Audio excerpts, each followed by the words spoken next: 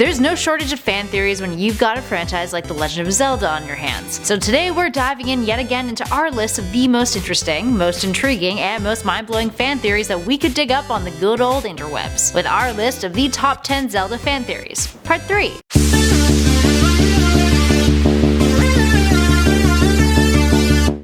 In at 10, how the Gerudo reproduce. Ever since we first encountered the Gerudo in Ocarina of Time, there's been speculation as to why the race consists primarily of women, minus the one male who is born every 100 years to be their king. More specifically, the theories are concerned with how the race manages to reproduce in between those every 100 years. We know that they travel to nearby towns to mate with males there, yet the Gerudo women still maintain a consistency that doesn't look like other races have bred with them. One person on Reddit came up with the theory that they reproduce via something like gynogenesis, which is a process when the development of an embryo contains only maternal chromosomes, due to activation of an egg by a sperm that degenerates without fusing with the egg nucleus, which creates clone-like offspring, meaning that could explain why they all look so similar. This even helps justify why every 100 years a male is born. The male DNA is typically never carried over, but sometimes it is in rare cases, which is why you get males like Ganondorf, who have other traits of other cultures, like his pointy ears, meaning he could have had a Hylian father. And at number 9, the Ghost Hunter's identity. The Ghost Hunter has popped up twice during the Legend of Zelda franchise, and his identity has always been a mystery that has eluded fans. In his first appearance in Ocarina of Time, he sets up the Ghost Shop in the ruins of the Hyrule Castle town, where he buys Poes whose souls you've trapped in a bottle. He also claims to be capable of reading people's minds. Plus, he has one glowing red eye, which is the only thing visible beneath his hood. Naturally, a few theories have come out of the woodwork about who exactly this Ghost Hunter could be, one being that he was a Hyrulean soldier who Link meets when he is a child, inside that house that would eventually become the Ghost Shop after the town was destroyed. The soldier tells Link that he has an interest in ghosts. In addition to this, other fans have a theory that the Ghost Hunter's identity is the boy who was playing in the Kakariko graveyard, since the stick he would play with bears a similarity to the Ghost Hunters, and the kid is never seen again when Link is an adult. Up next, number 8, the Happy Mask Salesman isn't alive. The Happy Mask Salesman is another character who makes multiple appearances in the franchise over the years,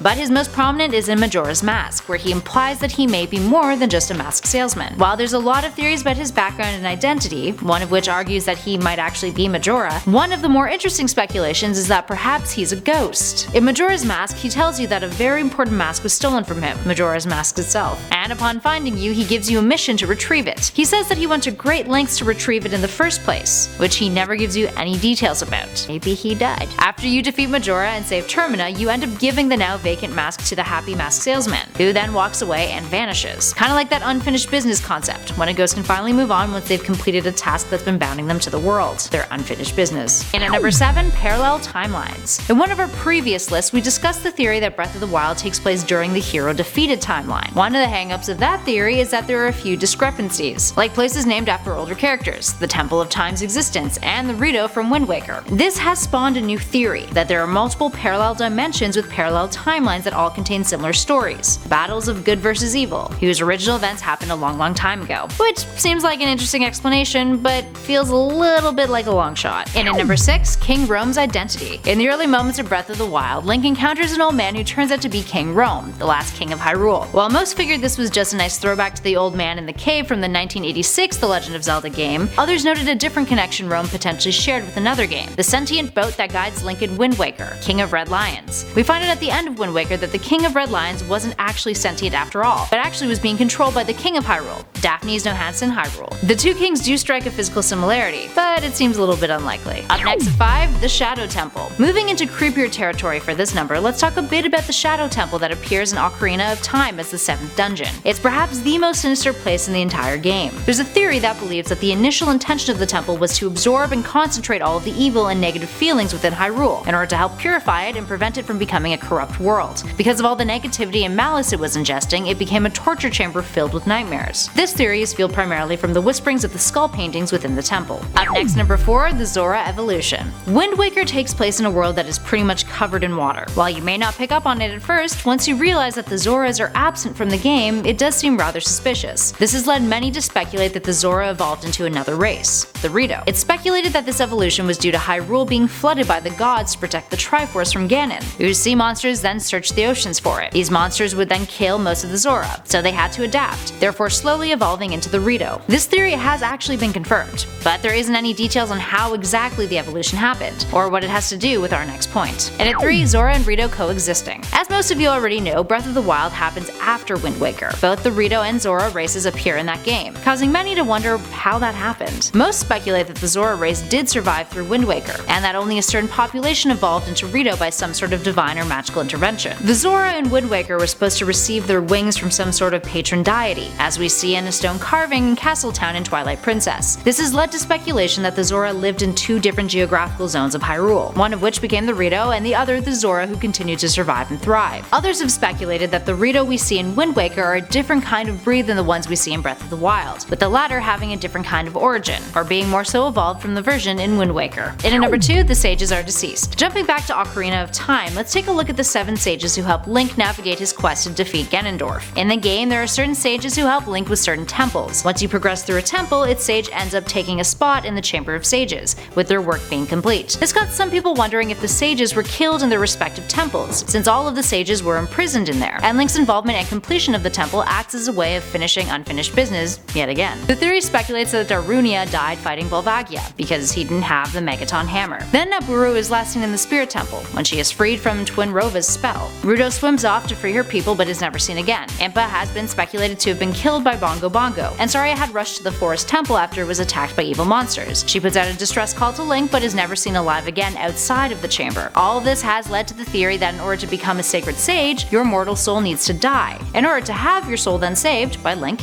and awaken again to become immortal. And at number 1, a eulogy for Satoru Iwata. This one makes our top spot on this list because it's the most plausible of the group, and perhaps the most heartfelt. Back in 2015, the president of Nintendo, Satoru Iwata, died due to complications from cancer. He was largely responsible for revitalizing the company back in the early 2000s, and served as the head developer on the Nintendo Switch during his final months of his life. So how does this tie into Zelda? Well, in Breath of the Wild, there's a man you encounter named Botrick, who looks a whole lot like Iwata. Botwick tells you to go explore a place called Satori Mountain. When you reach the top of the mountain, you'll discover a single cherry blossom tree, with a very ethereal creature beneath it known as the Lord of the Mountain. The game's compendium reads, "This noble creature watches over all animals that makes their home in the forest. Legends say this holy creature is a reincarnation of a sage that died on the lands it now protects. It's something known by its other name, Satori." Now Satori is the root for the name Satoru, and it's also the Japanese Buddhist word for enlightenment. Alright, there we have it, friends. So we've pretty much exhausted most of the popular theories out there. So if you guys have any that you're really passionate or excited about that we haven't mentioned on any of our lists, let us know your thoughts in the comments below. If you dug this video, please show us some love by hitting that like button. And why not subscribe while you're at it? We've also got a ton of great videos just waiting for you to check them out, like the ones in our playlist flashing on your screen right now. In the meantime, thanks for watching. I've been Kelly Pally and this has been Top 10 Gaming. Catch you all in the next one.